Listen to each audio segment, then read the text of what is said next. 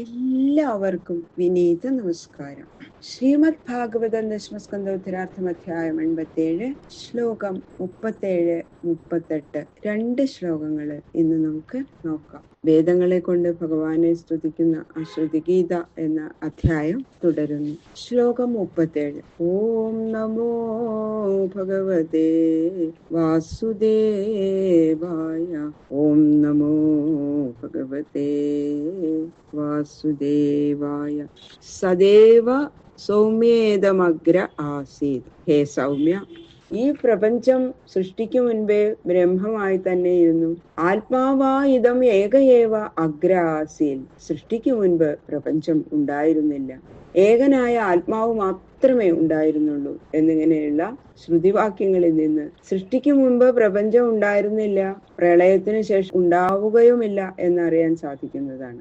ആദിയിലും അവസാനത്തിലും ഇല്ലാത്തത് കൊണ്ട് മധ്യത്തിൽ കേവല ആത്മാവായ ഈശ്വരനിൽ മിഥ്യാകാര്യമായി ശോഭിക്കുന്നതാണെന്ന് നിശ്ചയിക്കപ്പെട്ടിരിക്കുന്നു. ഇങ്ങനെയായാൽ കനകം, മണ്ണ് മുതലായ ദ്രവ്യഭേദങ്ങൾ കൊണ്ടുണ്ടാക്കപ്പെട്ട കുണ്ടലം, ഘടം എന്നിങ്ങനെയുള്ള പദാർത്ഥങ്ങളെ പോലെ എപ്പോഴും കാരണരൂപങ്ങളായി തന്നെ ഇരിക്കുന്നതാകുന്നു എന്ന് യുക്തിപ്രമാണങ്ങൾ കൊണ്ട് തീർച്ചപ്പെടുത്തിയിരിക്കുന്നു. കാര്യങ്ങളായ ഘടം, ചരാത് മുതലായവ നാമധേയങ്ങൾ തന്നെ. അത് വികാരത്തെ കാണിക്കാനുള്ള അഭിധേയം മാത്രമാണ്. ആ കടക, കുണ്ടല, ശരാവാദികളില് കാരണമായി ചേർന്നിരിക്കുന്ന മണ്ണും പൊന്നും തന്നെ എപ്പോഴും സത്യമായത്. അതുപോലെ ഇവിടെയും കാര്യങ്ങളായ ആകാശം, വായു, അഗ്നി, ജലം, ഭൂമി ഇത്യാദികള് നാമധേയങ്ങൾ തന്നെ. അവയുടെ കാരണമായിരിക്കുന്ന ബ്രഹ്മം ഒന്നു മാത്രം സത്യം എന്ന് സാരം. ഇങ്ങനെ പ്രപഞ്ചം മിഥ്യയെന്നും ബ്രഹ്മമേ സത്യമെന്നും ശ്രുതിവാക്യങ്ങളാലും അനുമാന പ്രമാണത്താലും നന്നായി ധരിച്ച് വൈരാഗ്യം അഭ്യസിച്ച് ബ്രഹ്മസാക്ഷാത്കാരത്തിനായി ഗുരുവിനെ ആശ്രയിച്ച് ഭക്തിയോടുകൂടി കാലം കഴിക്കുന്നവര് തന്നെയാണ് മനുഷ്യർ എന്ന ശബ്ദത്തിന് അർഹന്മാർ എന്ന് മനസ്സിലാക്കണം. നമ്മൾ ശരിയായ സത്യപദാർത്ഥത്തെ അറിയാതിരിക്കുമ്പോൾ അതിന് മറ്റൊരു പദാർത്ഥം എന്നുള്ള തെറ്റായ ബോധ നിമിത്തം പ്രതീതമായതിന് മിഥ്യയെന്ന് പറയുന്നു. മുയൽക്കൊമ്പ് പോലെ തീരെ ശൂന്യവും ആത്മാവെന്ന പോലെ സത്യവുമല്ലാത്തതും അജ്ഞാനവിലസിതവുമായ വസ്തുവിനെയാണ് മിഥ്യ എന്ന് പറയുന്നത്. ഈ പ്രതീതി വ്യവഹാരാർഹമായിരിക്കുകയും ചെയ്യും. അതുകൊണ്ട് മിഥ്യാഭൂതമായ നാമരൂപാത്മക ലോകം വ്യവഹാരയോഗ്യമായി കാണപ്പെടുന്നു. അജ്ഞാനനാശത്തിൽ സത്യവസ്തു സ്ഫുരണം നിമിത്തം മിഥ്യാബോധം നീങ്ങുകയും ചെയ്യും. മുകുട കുണ്ടല കങ്കണ കിങ്കിണി പരിണതം കനകം പരമാർത്ഥത മഹദഹങ്കൃതിക പ്രമുഖം തഥാ നരഹരേ നപരം പരമാർത്ഥത എന്ന് ശ്രീധരാചാര്യരുടെ ശ്ലോകം. അതായത് കിരീടം, കുണ്ടലം, കങ്കണം, കിങ്കിണി എന്ന നാനാരൂപങ്ങളായി കാണപ്പെടുന്ന ആഭരണങ്ങള് വ്യവഹാരയോഗ്യങ്ങൾ എന്ന് മാത്രമല്ലാതെ ആ നാമരൂപങ്ങൾക്ക് പരമാർത്ഥ സത്യത്വം ഇല്ല. സ്വർണം മാത്രം പരമാർത്ഥ സത്യം. അതുപോലെ മഹത്തത്വം, അഹങ്കാരതത്വം, ആകാശാദി പഞ്ചഭൂതങ്ങള് എന്നിങ്ങനെ ലോകസ്വരൂപമായി കാണപ്പെടുന്ന വ്യാവഹാരിക തത്വങ്ങൾക്ക് സത്യത്വമില്ല. അവയുടെ ഉൽപ്പത്തിലയ സ്ഥാനഭൂതനായ നരഹരി മാത്രം സത്യസ്വരൂപൻ എന്നാണ് ഈ 37-ാം ശ്ലോകത്തിലെ സാരാംശം. സയദജയാത്വജാമനുശയീത ഗുണാംശ്ചജുഷൻ ഭജതി സരൂപതാം തദനു മൃത്യുമപേത ഭഗ ത്വമുദജഹാസി താമഹിരിവ ത്വജമാത്ത ഭഗോ മഹസി മഹീയസേഷ്ടഗുണിതേ വരിമേയ ഭഗ. പ്രപഞ്ചം മിഥ്യയാണെന്ന് മുൻപറഞ്ഞതിനെ അനുസരിച്ച് സമ്മതിക്കുന്നതായാൽ ചൈതന്യത്തിന് പ്രപഞ്ചത്തോട് സംബന്ധത്തിന് അവകാശമില്ലല്ലോ. അസത്തല്ലേ പ്രപഞ്ചം. ഇല്ലാത്ത ഒന്നിനോട് സംബന്ധം എങ്ങനെ ഉണ്ടാവുക? അങ്ങനെ വരുമ്പോൾ ചൈതന്യാംശമായ ജീവന് ദുഃഖത്തിന് അവകാശം എങ്ങനെയുണ്ടായത്? പ്രപഞ്ച സംബന്ധ നിമിത്തമല്ലേ ജനന മരണം ജീവനുണ്ടാകുന്നത്. പ്രപഞ്ചമേ ഇല്ലെന്ന് വരിക പിന്നെ സംസാരബന്ധം ജീവനുണ്ടോ? ജീവനെ അപേക്ഷിച്ചിട്ടല്ലേ ഈശ്വരൻ നിത്യമുക്തൻ എന്ന് പറയപ്പെട്ടത്. സംസാര ബന്ധമില്ലെന്ന് വരിക ജീവനും ഈശ്വരനും എന്തിനായിട്ടാ ഇങ്ങനെ ഭേദം നിശ്ചയിക്കപ്പെട്ടത്? അഭേദം സിദ്ധമാണെങ്കിൽ കർമ്മങ്ങളെ പ്രതിപാദിക്കുന്ന വേദത്തിന്റെ ആവശ്യം എന്താണ് എന്നിങ്ങനെയുള്ള ആശങ്കകള് ഈ ശ്ലോകം കൊണ്ട് പരിഹരിക്കുകയാണ്.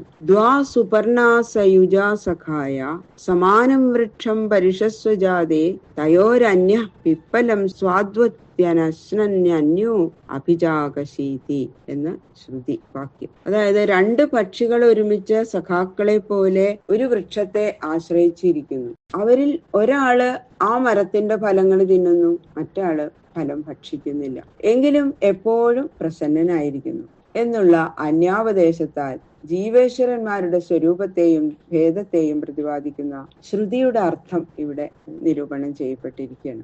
ജീവൻ അവിദ്യാസക്തനായി ഭവിക്കുന്ന നിമിത്തം അവിദ്യാകാര്യങ്ങളായ ദേഹേന്ദ്രിയാദികളെ താനെന്ന്, അതായത് ആത്മാവാണെന്ന് തെറ്റിദ്ധരിച്ച് അവയുടെ ധർമ്മങ്ങളായ കാർഷ്യം, പുഷ്ടി, ക്ഷയം എന്നിവയാൽ മറയ്ക്കപ്പെട്ട സ്വരൂപാനന്ദത്തോടു കൂടിയവനായിട്ട് സംസാരത്തെ, അതായത് പുണ്യപാപ രൂപകർമ്മങ്ങളുടെ ഫലമായ ജനന മരണ ധർമ്മത്തെ പ്രാപിക്കുന്നു.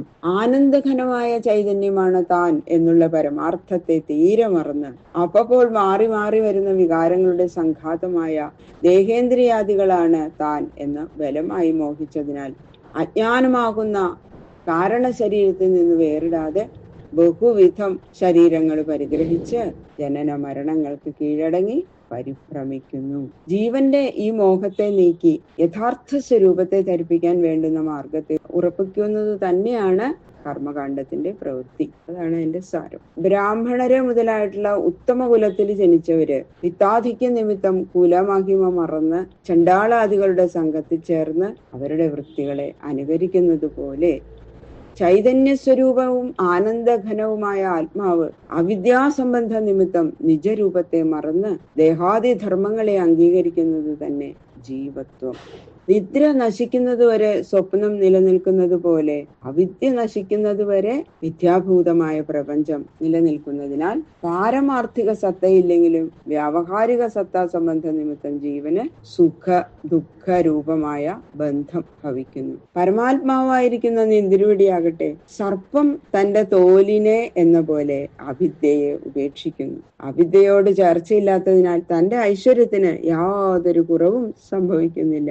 അതുകൊണ്ട് നിന്തിരുവടി സംസാരത്തെ പ്രാപിക്കുന്നില്ല. പരമൈശ്വര്യത്തോടുകൂടി തന്നെ സദാ പ്രവർത്തിക്കുന്നു. നിന്തിരുവടിയുടെ ഐശ്വര്യം ഇത്രയെന്ന് നിർണയിക്കാൻ സാധിക്കാത്തതുമാകുന്നു. അതിനാൽ നിന്തിരുവടിയെ ഭജിക്കുന്നവരെ അണിമാദികളായ 8 വിധം ഐശ്വര്യത്താൽ താനെ തന്നെ ആശ്രയിക്കുന്നുവെങ്കിലും ആ ഭക്തന്മാര് പരമൈശ്വര്യ സ്വരൂപനായ നിന്തിരുവടിയിൽ പരമപ്രേതഭരിതന്മാരാകയാൽ ആ 8 വിധങ്ങളായ ഐശ്വര്യങ്ങളെയും കാക്ഷിക്കാതെ നിന്തിരുവടിയെ തന്നെ പരമോത്കൃഷ്ടമായി പൂജിക്കുന്നു എന്ന് മഹസി മഹീയ ശ്രേഷ്ഠ ഗുണിതേ പരിമേയഭഗ എന്ന വാക്യത്താൽ സൂചിപ്പിച്ചിരിക്കുന്നു.